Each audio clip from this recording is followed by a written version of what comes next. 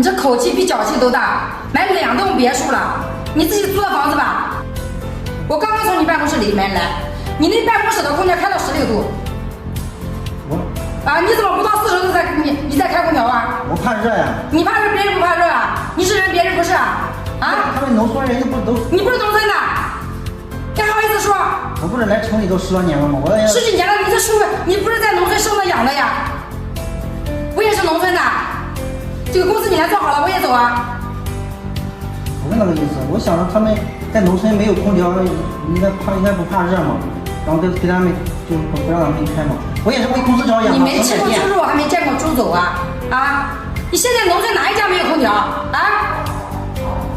现在农村都过得好吗？你父母在不在农村？你不是刚刚给你父母买了一台空调？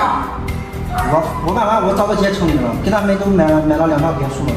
你这口气比脚气都大，买2栋别墅了，你自己租的房子吧？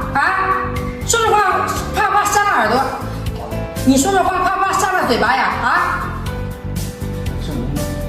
行了，不要在员工跟前耀武扬威的拿着鸡毛当令箭，你以为你是谁呀？我告诉你，也是一个打工的我说白了，我也是在给客户打工，知不知道？那行就这样，他们开热到3天开，每个月收他们空调费，这样可以吧，老板娘？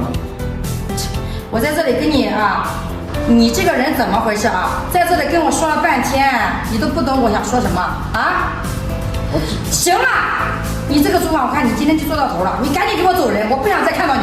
不是老板，我是为公司着想，你看。公司不需要你那么好心，为公司着想，等下公司黄就黄在你手里。